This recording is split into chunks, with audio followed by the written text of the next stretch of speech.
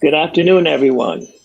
We are here for our second session. Very excited. Wellness for school leaders and staff. We have the incomparable Miss Indira Moda and her guest for the evening, Mr. Harold Fair. And I'm going to just be quiet and let Miss Moda take the rocket ship out of the into the atmosphere. How are you, Miss Moda? Thank you, Mr. Emery Moore. I'm well. There's a lot going on as we discuss, coming back to blended learning, but we're going to be okay. How are you doing? I'm doing well. A lot of challenges trying to figure out the fall. As you know, my company works with schools, and no one seems to have any concrete answers. But artists are used to working with the nebulous, so we're pushing forward. Indeed, indeed. Well, I wish you the very best, and you know that. And Thank we're you going so to continue much. what we do to the best of our abilities. Absolutely. So I want to welcome everybody, and I hope that you are in a good space and you are able to relax. And so happy that you are here with us this afternoon on the 10th of August. I'm very excited because I have a very special guest today, and he goes by the name of Harold Fair. And before I formally pass it over to Mr. Fair, I just want to say a little bit about him. I don't have the exact date that I met Mr. Fair, but I know it had to have been around 2003 or 4. And this is quite a remarkable young man, and I am blessed to have him in my life. And I'm so excited that he's here to join us today. And we are going to talk all things wellness. Again, this is not only for folks in school buildings, but anyone who wants to listen and benefit from the conversation about wellness and how to improve and increase, wellness in our own lives. So without further ado, it is my pleasure to introduce Mr. Fair. Welcome. Okay. Thank you, Miss Moda. Well, it's a pleasure for me to be here today because you will note later on that I've done many things in my life, but I can honestly tell you that being an educator in an urban area is the toughest, most stressful job that I ever had. And my have a great deal of respect for the principals and the teachers who work in the urban schools. I think they're very special people. The second reason that I'm glad to be here is this. World War II started on September 1st, 1938. I was 3 days old. Wow. So you can do the math, but I'm very happy to be here. The other thing is that the title of my little talk today, and I hope it's a little talk, is that is there's a story behind every child, and you're going to ask yourself, well, what's that got to do with stress? And I hope to talk about that later. I am going to be looking at some charts that I prepared. So when I turn my head, that's what I'm doing, because when I started to teach, one of the things I noticed was that the students see if you're prepared. They want to know if you care enough about them that you are prepared. And if you aren't prepared, they know it. Yes. And so I would never get on a little talk like this without thinking about what I want to say, because your time is very special. And I hopefully will not waste your time. The other thing I want to say is that when I was teaching, and by the way, I started in 2001, but I didn't learn how to teach until about 2003 or 4. And I'll explain that a little bit later. But when I started teaching, I lost my way, and I'm going to look at my notes. The second reason that I am glad to be here is because I'm in my 82nd year, and I'm just joyful about that. So I'm going to talk a little bit about my history, a little bit about my work experience because it's a little bit unusual, a little bit about teaching in an urban setting. I was born in Vancouver, British Columbia, so I'm an immigrant like every person in this country except Native Americans, but we're all I love BC. immigrants. I love BC. Yeah, I do too. And when I was 12, I moved to California with my family. And I went to high school at La Jolla High School. I went to college at San Diego State University. And when I graduated, I obtained a commission in the Air Force. And for those of you who are, you just don't remember this because you weren't even born. But in those days, if you didn't plan your military career, you got drafted. And so I decided that I'm going to take some stress out of my life by planning my military career. And so I joined the Air Force. And I had the distinction of being on the 1st Strategic Missile Squadron in the United States in Cheyenne, Wyoming. And for 4 years, I lived with a 5 megaton hydrogen bomb that I hope that I would never have to launch. I can also tell you that if you want a primary reference on the Cuban crisis, I was on alert that day. And I could tell you what really happened. You know, sometimes the public is not told the complete truth. I left the Air Force and I said to myself, you know, I had this weapon pointed at the Soviet Union. I'm going to find out about that country. And so I went to Indiana University and I studied Russia. And then it was called the Soviet Union. Mm-hmm. And I learned Russian, and I found out what a rich country it is in literature and music and poetry. And in fact, every night I listen to Rachmaninoff before I go to bed.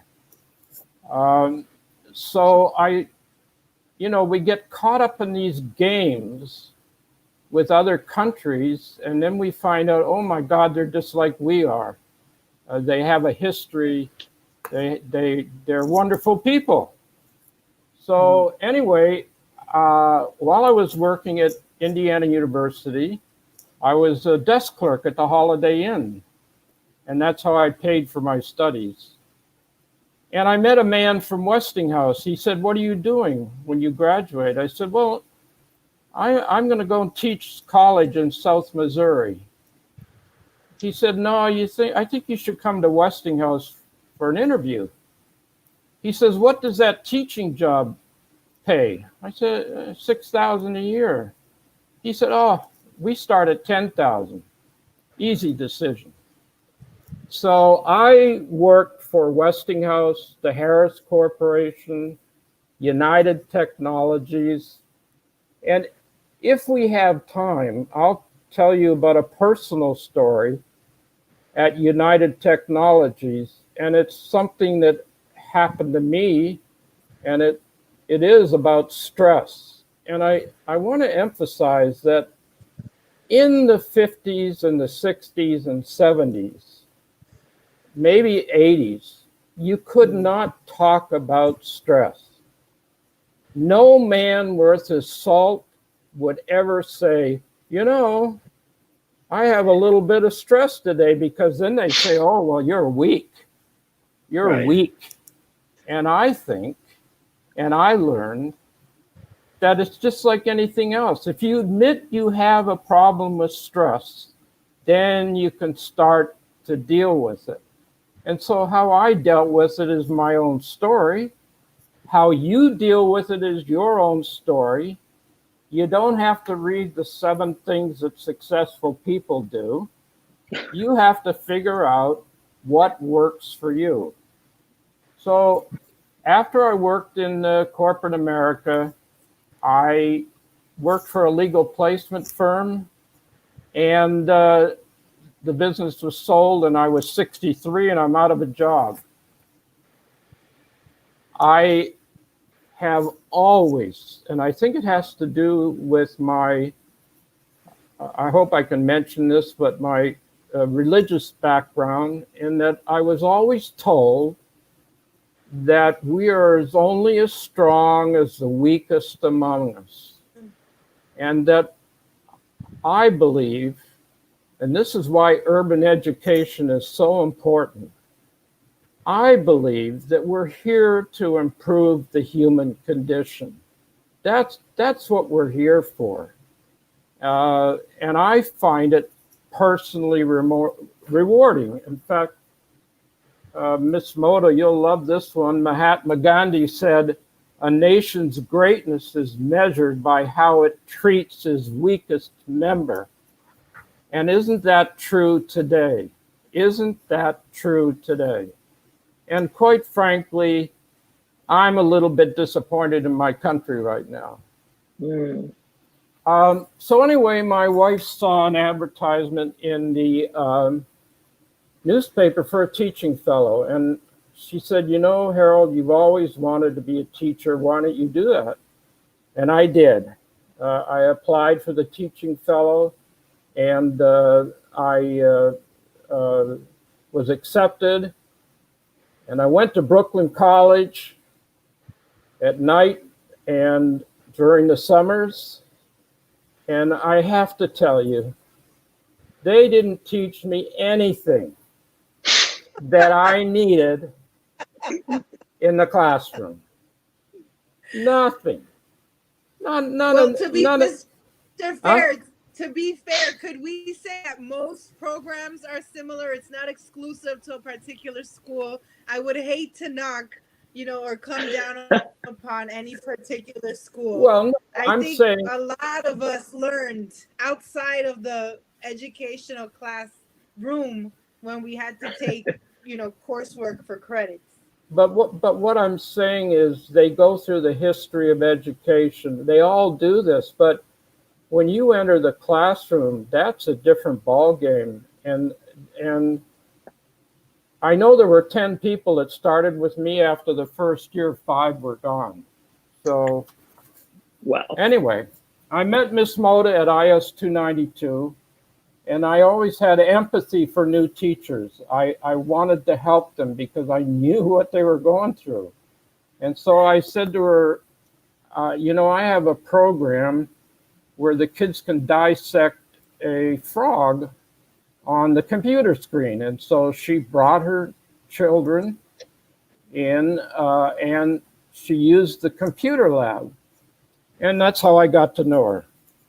And our relationship has grown over time. I thought I'd walk into the classroom and be a teacher. How surprised I was.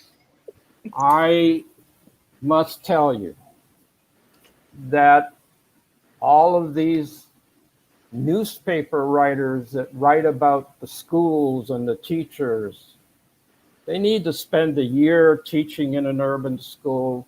Maybe they would be a little bit more objective about what they say in the newspaper, because teachers need encouragement. Right. Principals need encouragement. They need to know that what they're doing is recognized as important. And darn if they need to pick up the paper, the Daily News or the Post, and read some lousy story written by a person who doesn't know anything about urban education. Anyway, that's I'm running for political office. No, forget it. Thank you, Mr. Fair. Let me just say something. I know that I'm not done yet. Listen, I know you're not done yet, but I need to say something. I need to highlight for all that are joining us how special this opportunity is to be able to speak to you, and most importantly, hear about your experiences. Oh, I admire you for so many reasons, and I love you dearly, and I think I don't believe there are too many people walking around with your resume. And what's magical about you is that I don't think I have ever seen you blow up because no. you've been too stressed out. There is a manner in which you operate within that allows you to remain level. I Yeah, admire that quality in people because I think it's so important. And so I have known others who have, by the grace of God, been able to reach birthdays you have, and they're not in your shape. And I yeah, say that, it's tough. Tough to yeah, say that because some people I no longer have in my life. And yeah. I'll sit and I'll think and I'll wonder, what does Mr. Fair do? Does he have a magic potion? Does he have, what is the special trick? Because there is something so unique about you.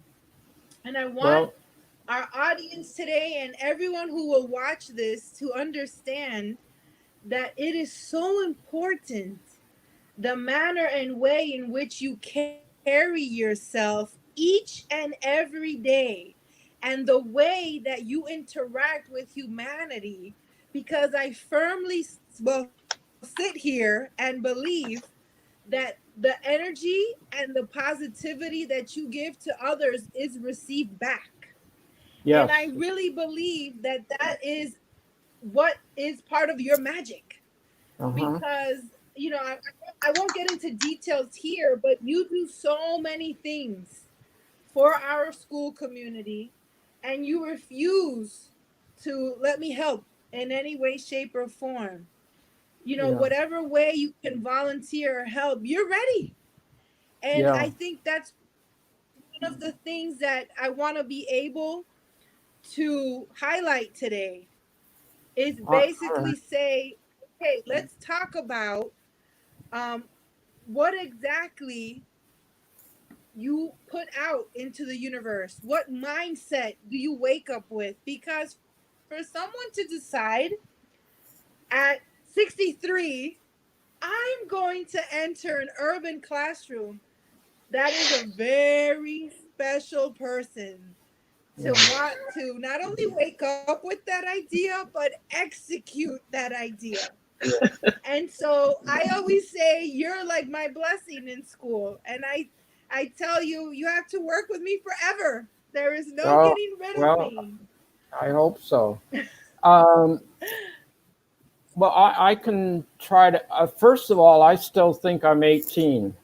Um, I I don't think I'm old, but then when I get up in the morning and shave, I know I'm old.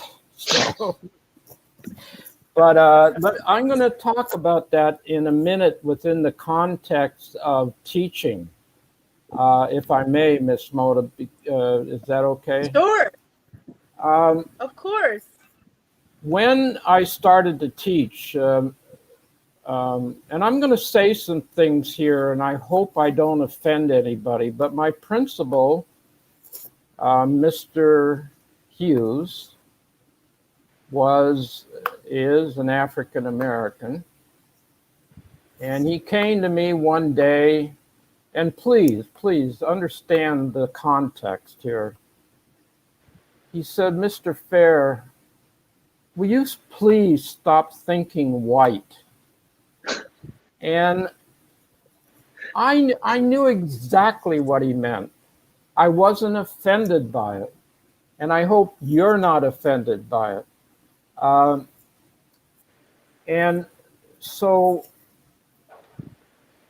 I had trouble with classroom management. Mm, If there Every new teacher has trouble with classroom management. If they say they don't, they're not telling you the truth. that's right. And I would walk in the classroom, and in those days, we called it acting out, and we still call it acting out. But I had students who would say things that I didn't quite understand. And I realized it took a while, but my students come to school with stress. Mm, And what they're doing is expressing that stress in the classroom. For example, I had a girl named Zorenia who was always late. Now, to me, being an old Army guy, being late is a sin. But then I learned that she's taking her little sister to school. mm, Then I learned that her father is dying of cancer and her mother's not at home. And so I started to say to myself, I got to call these parents. I got to bond with the parents. I have to show that I care about each student, that this is not just a job. And mm, some of the techniques that I learned is that when a child is saying something to me that I might not like, I need to listen and I need to think about what they're saying. I don't want to react right away to what they're saying. And when you do that, I think you eliminate a lot of stress for the student and a lot of stress for yourself. Um, I I was astonished at some of the situations that students have to deal with, and I was not used to that, and that's what Mr. Hughes was telling me. Um, Let me look at my notes here because I'm want While to make you do that, I want to add something, Mr. Fair. If yeah. I may add on to what you were saying, I think what's important to note here is that if I understood your story correctly, it wasn't so much about thinking about a particular color, but about a social norm that is usually associated with a group. Right. And that identification of a white household with a good income, stability, minimal worries and circumstances that other families of different backgrounds have to deal with more often in terms of percentage. And I Yeah. say that because we are having our discussion now, and I've tried my best to clarify things as much as possible because this is the forum that we have at the moment. We don't have mm, a group conversation with everyone who's watching. And so I think what a lot of people need to be able to understand and internalize is that anyone that works with other people, which means you are not working with machines, you are working with humans. You enter that space with a set of beliefs, with a set of understanding based on how you were raised. Yep. And if you were raised in a white household, that had its set of understanding. I was raised in a Spanish household. There were our own sets of understanding. Some people may use the word culture, some people may use the word background, but there are things that operate within each culture that has a direct impact on how we receive others. If we, for example, are under the belief, and I'm Dominican, I'll use myself as an example. All Dominicans, they don't finish school, they're hardworking people, blue collar.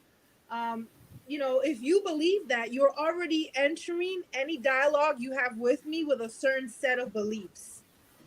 And so the segue into our wellness forum is that if we are not aware, not of a belief, but of a reality of what people are enduring. And Mm. one of the lessons that I will share with you as a teacher was that they are not age restricted. Small children are experiencing incredible rates of stress today. And that's Yeah. not just today, that was perhaps for their entire existence if they were directly impacted by dire circumstances in the household. So Yes. I wanted to add that, Mr. Fair, and you Yeah. can tell me what you think about that. Can I take a risk here with you, Yes. incredible, experienced educator, genius, um, saviors of humanity? Because I always say that you are doing things. Education to me is the foundation of humanity because you're laying the foundation for what the person is going to be. And what I took away from Mr. Fair when he said he didn't react right away. And that is a really, really big deal because he said he listened. And I've been practicing meditation a long time. I practice Falun Dafa, and one of the tenets is to not hit back when hit. And I think the tendency is to want to give back pain for pain or to whether just to be able to react because we don't know. And sometimes I like the idea that he had the wherewithal to actually step back and actually try to assess the situation and listen so that he could get the information he needed to then proceed appropriately without making any preconceived notions. But on the other side, what it did for him was he wasn't just going fight or flight. He was calm. He was rational. That also does something for our systems in any situation. If we can step back and don't just react, heart rate, respiration, everything is stabilized. It's a whole different world. If you can apply that to your life, he'll be playing racquetball until he's 100. Yes. Well, just to comment on that, one of the things I would do after school or at night is reflect on my day because I did some things that I needed to do better, or I made a comment that might have affected that student's self-esteem. I would go back and try to fix that. And I was not afraid to say, I'm sorry. I could have done that differently. Or if a student said, Mr. Fair, I don't think you're right about what you just said, I would say, okay, I'm a human being and I make mistakes. Now let's discuss what you want to say. And The other thing is, and teachers do this all, I've seen it right and left, kindness. Be kind to students. I mean, it's just even a word or two of kindness can help a student. And then the other thing that I learned as a teacher is time management. If I'm not prepared, if I don't know how to use my time, I'm not going to be effective. The other thing I learned, now I was teaching technology because Mr. Hughes found out that I knew something about computers. So he said, I want you to be the computer teacher. So I got a law firm to donate 30 computers, and I got my son to set up the network. And I didn't teach keyboarding. I said to the students, this is your window to the world. There's nothing you can't learn by opening up the browser.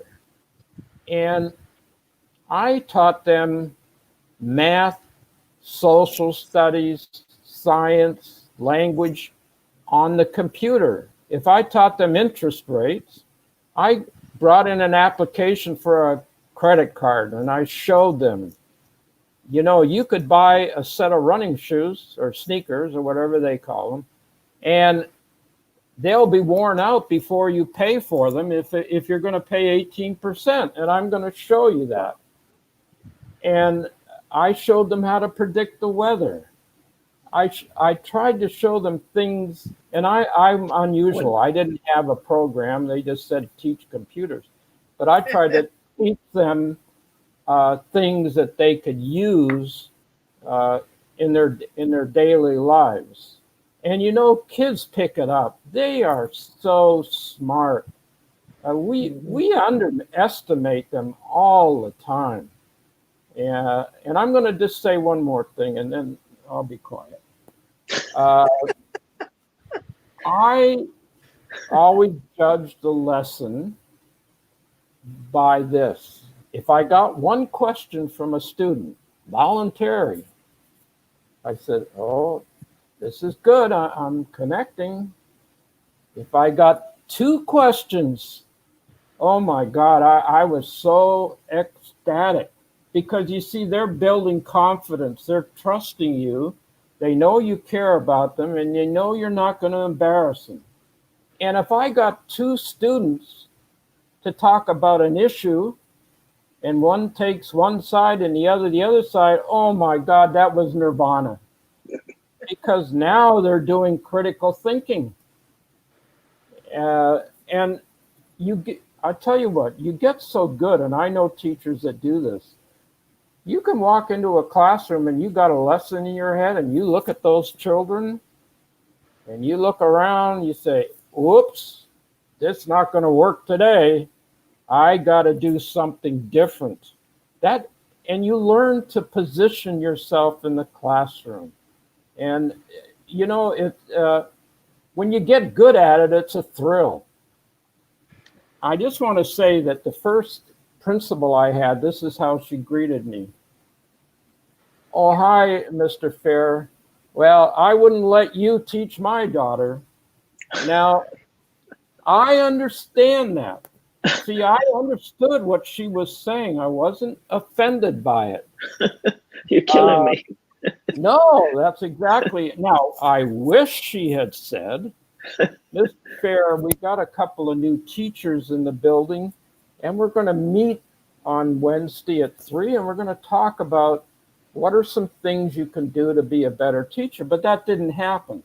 What she was saying is, I didn't know what the hell I was doing, and she was right. And she could have said, well, maybe I'll help you, but she didn't. And that's okay.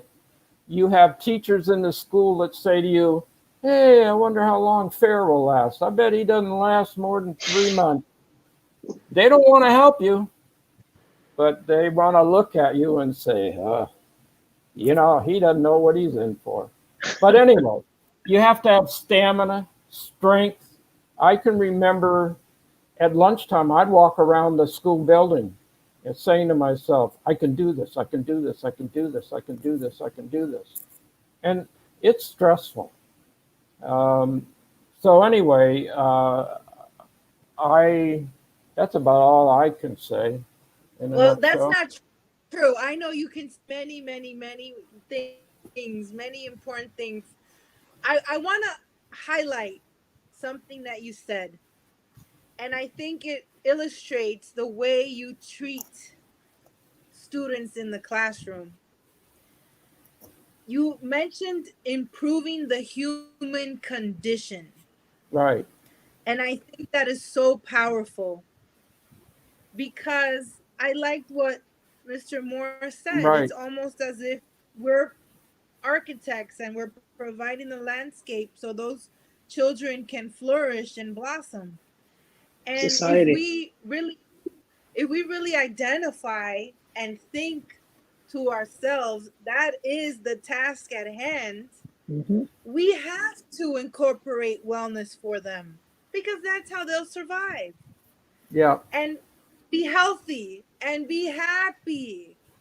There are yeah, so many young people that are unhappy.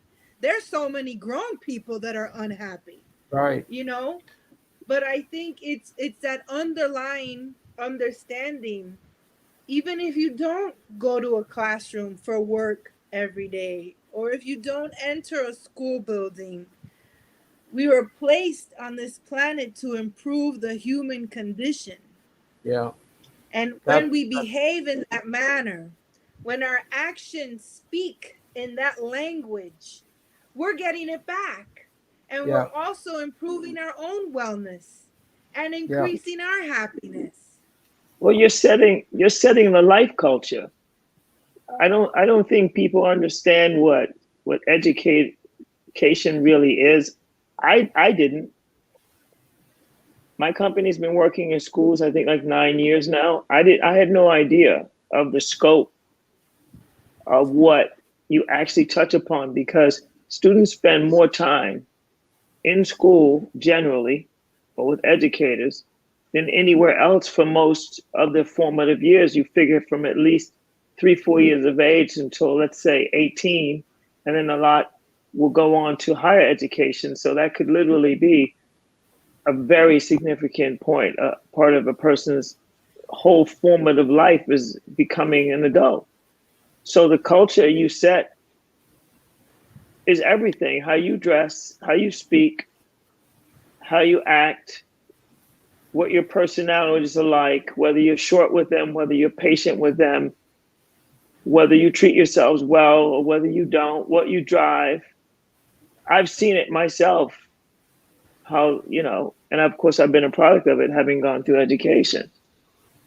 But I would say what I find interesting is working with Miss Moda in the school and watching her set a culture for, first of all, caring about setting up a culture, because I can tell you that every school is not like that. And I would say to both of you, my question is, how do you inspire the network to change, to get on board with a uniformity of wellness as a culture? And I don't just mean wellness as a culture taking care of yourself, but also looking over at your colleague and not wishing them to fail. Looking over at your colleague and saying, we're in this together. This is really important because if we fail, there's going to be another mass shooting. If we fail, there's going to be poverty. If we fail, this child isn't going to make it. They're not going to have hope when stuff gets tough. So, what would you say to your, colleagues and to your network? How do you lay a foundation? So, because everybody is not on board with this. It's not, let's be realistic. There's a whole lot of folks who come in and get that paycheck, and then they're like, I'm out. yeah. Well, you can comment, Miss Motor, or I'll comment. You can comment, Mr. Fair. I think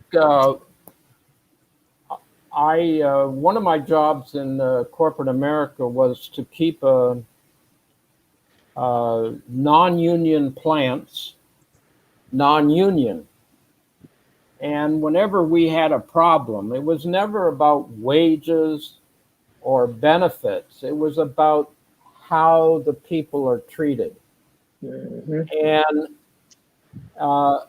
I noticed Miss Moda won't mind me talking about this, but I've worked for 6 principals. And Miss Moda understands that, first of all, you don't surprise people with information. You don't have a group of teachers walk in at 8 in the morning and say, well, guess what? This is what we're doing today. Right. Uh, Teachers deserve to have information. When you give them information, they start to take ownership for what you're trying to do. And in any organization, you got to have trust. Yes, sir. Did Miss Moda have trust the first day she walked into that school? No way. I imagine she had people come to her and say, well, you're too young for this, or this is the way we do it in this school. Right. Well, I want you to know it. But she had the courage to say, hey, I'm here to build a culture. And she has. And I don't mind patronizing her right now, because I wouldn't work for anybody who didn't do it that way. And so when I see a principal, I know a good one when I see them. Everett Hughes was a good principal because he built ownership. He cared about his teachers. He'd help you. He wasn't always yelling at you. And I find that the board of the DOE and a lot of the people, they're worse than the military. And they come in like the general. They walk around with no smiling, no nothing. I don't know how you engage and build enthusiasm when you're treating people like that. So I think the superintendents need some wellness training. That's what I think. Okay, I'm gonna say my piece here. I think this is multifaceted, right? This True. is not one dimensional or 2-dimensional. This is a geometric shape that would take a while to draw. Let's put it that way. But I think for me, at the heart of my work is care. I love my kids.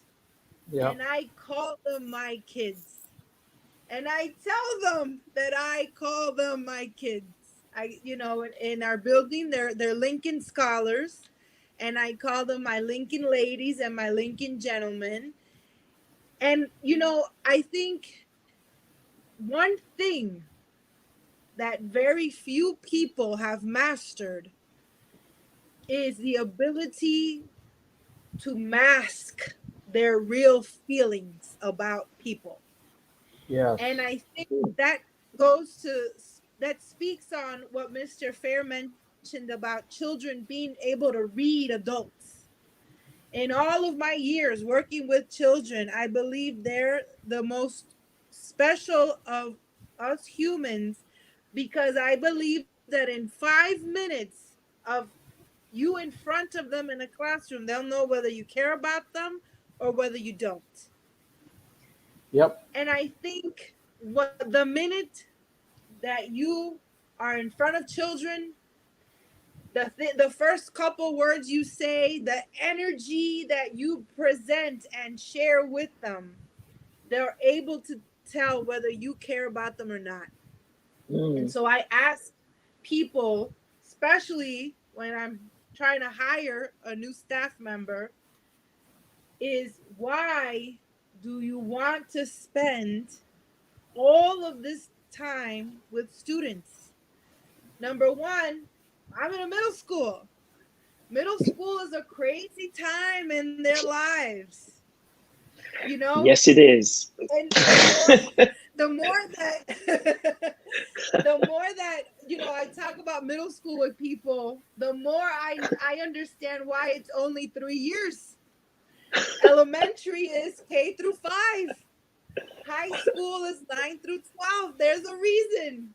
Oh, And it takes a very special heart to be able to manage and uplift and show affection to kids who will love you one day, hate you the next day, not speak to you for 3 days, and then on the last day want to come say hi and give you a hug. And Yeah. so for me, my foundation is built on care. And I think the most important thing that I've learned probably throughout this COVID pandemic is to express and display self-care. Yeah. Because if we are not okay, we're not gonna be able to do our job. Yeah. And now that the lines have been blurred and people are working from home, you have to be okay for your loved ones too.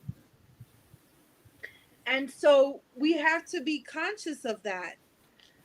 But I think, you know, if your heart is not in it, and if you don't care about the people you serve, why do it?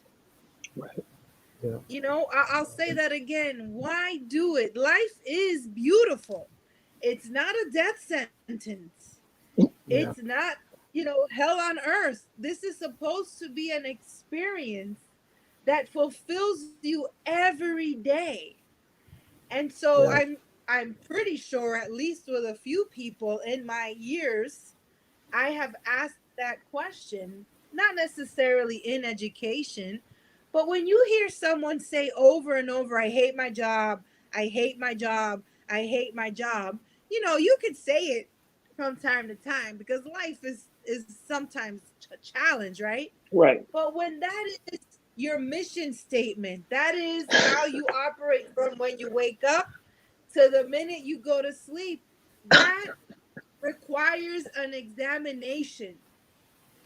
And I Yeah. think the more that we're able to show and display care for others and care for ourselves, we're going to be that much better off. But see, what you just said right there, that's the lack of education.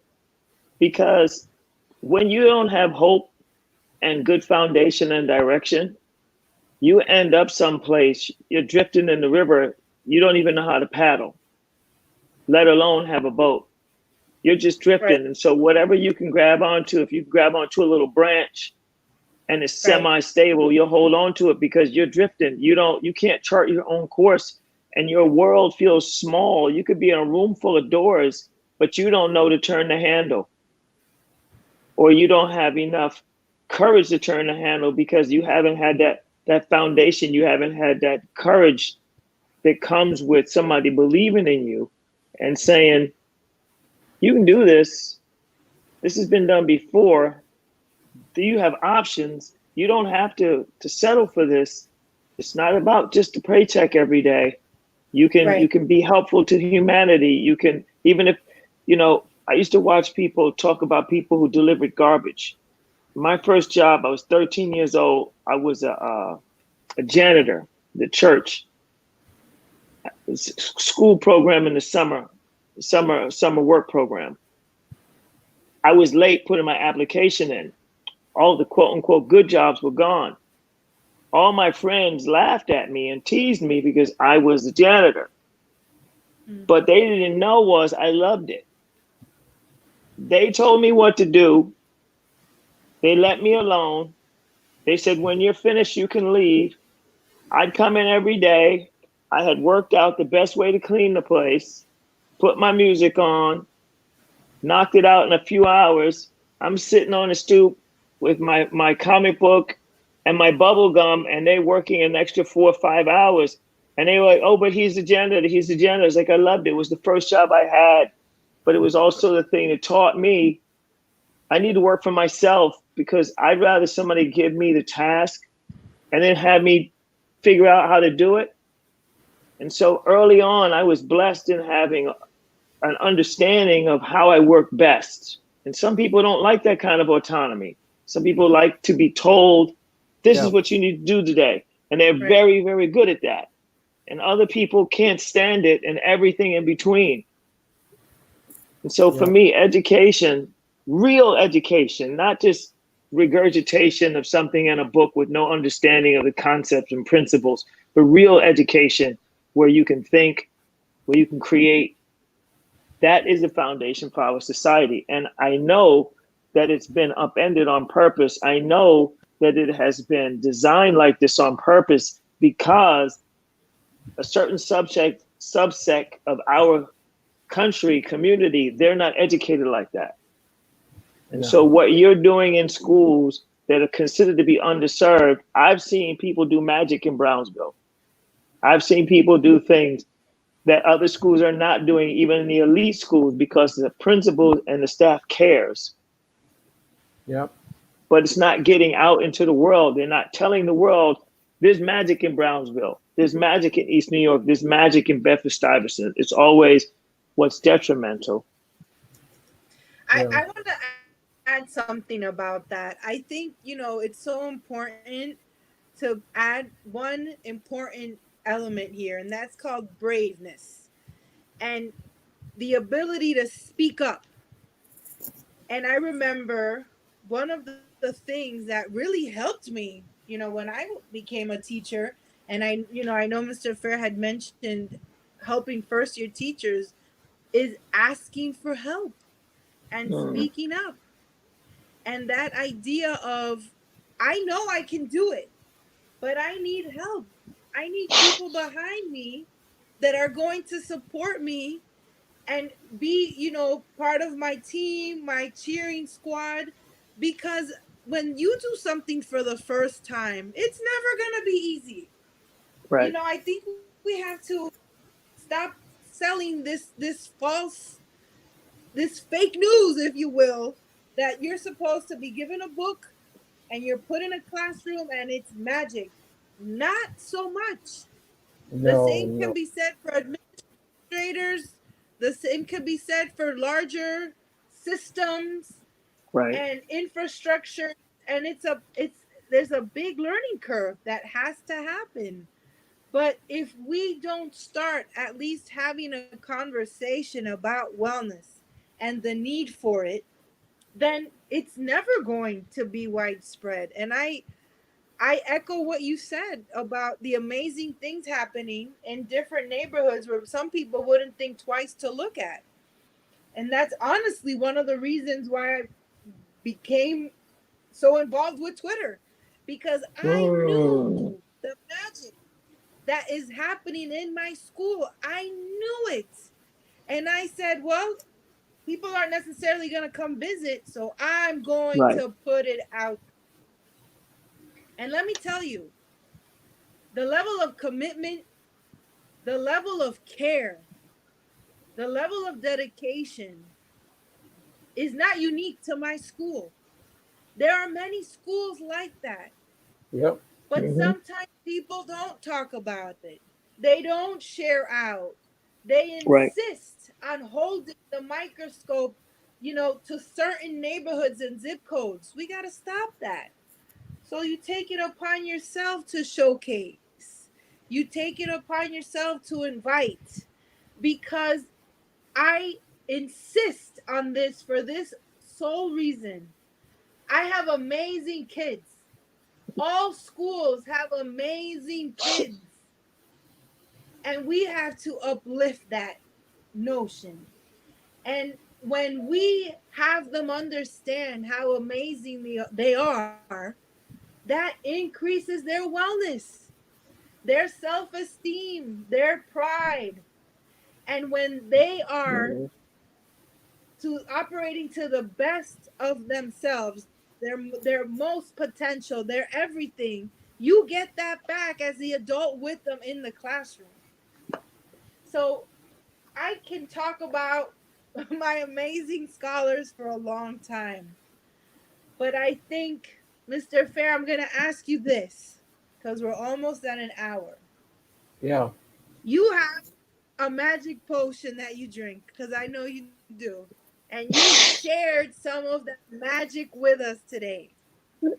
What would you tell that person who is watching? They want to take the step forward to increase their quality of life, their wellness, but they're still hesitant.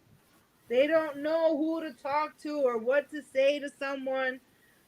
What would you give them as advice so that they can find themselves in the space that you're in at almost 82 years young? Thank God. Yeah. What would you tell them? Well, I I think it's all up here in the head, and that when I get up in the morning, I, I know this is going to sound corny, but I listen to "It's a Wonderful World," and the words in that song, but Louis Armstrong sings it. They make me cry. So I think that when you get up in the morning, listen to some beautiful music. Uh, in fact, when I'm stressed out, I actually listen to music. Um, what would I tell them? That is a tough question. I would tell them that life is this: that you climb a mountain, you get to the top of that mountain, and then you darn if you don't go down the other side into the valley. And you're going to have that happen several times in life. Mm. And how you climb that mountain over and over again takes spirit, takes determination. Uh, they used to call me the ever ready battery, because I never stopped.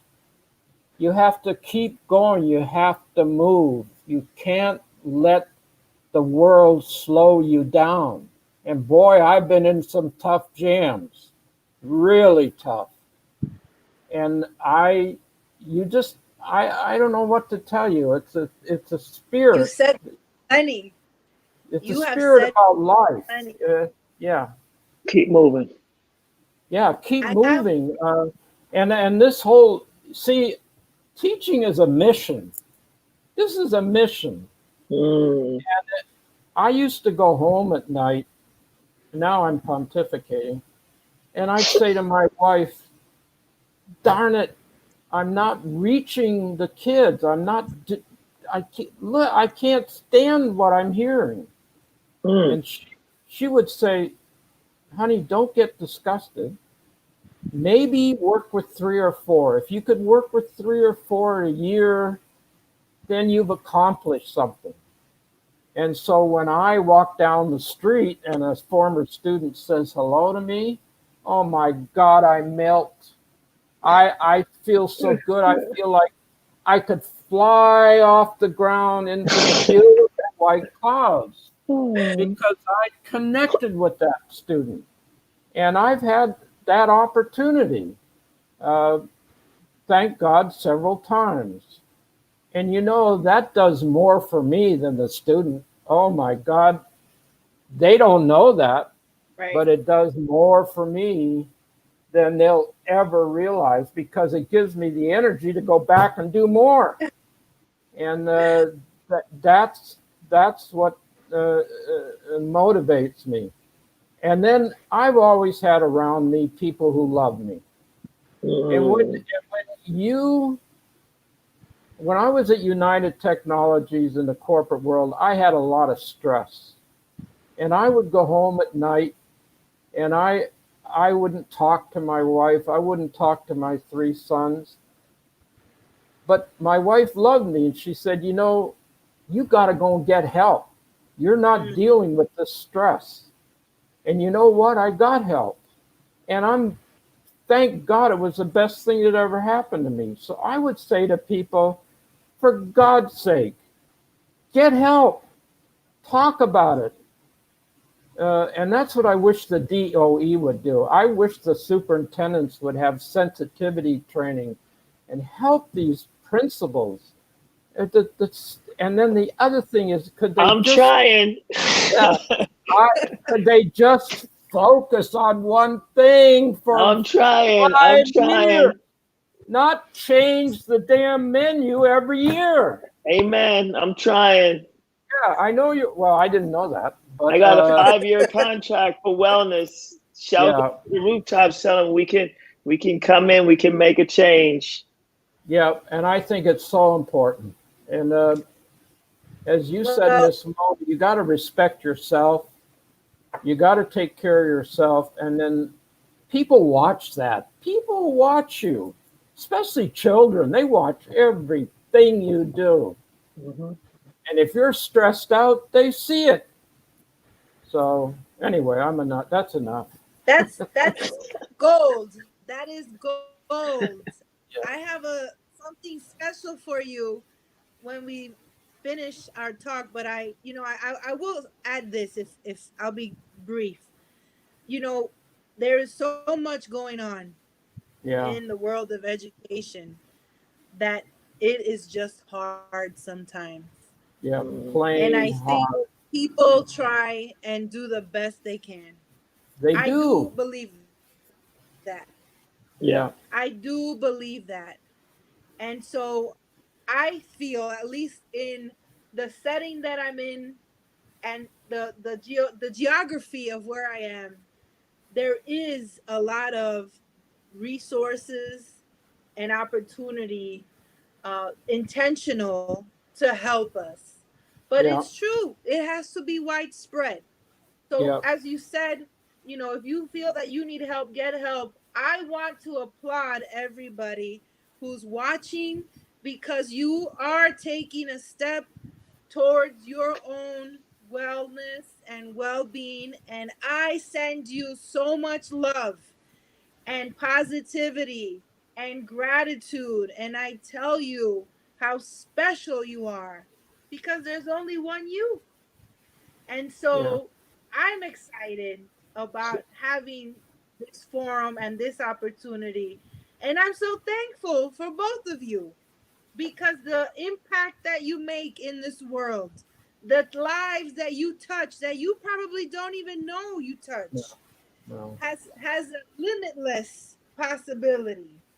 yeah, And I echo that sentiment when you run into a former student and they tell you they're in college or they've graduated. I'm ecstatic yep, because sometimes I'm yep, so amazed in the effort and hard work that it took for them yeah, to get there. yeah. So, Mr. Mort, do you have any closing thoughts? You guys are doing the work. Um, I listen to Salvo Flauta in the morning, Mozart. That's one of my favorites. The arias, I strongly suggest. That's what I do in breakfast. It helps a lot. And these guys are on the front lines. They're not playing. It's not a joke. And I'm honored to be part of trying to help. We just try and do our best, and everybody be well out there and stay safe and pay attention. If you give me 30 seconds, Mr. Fair, this is for you. Right.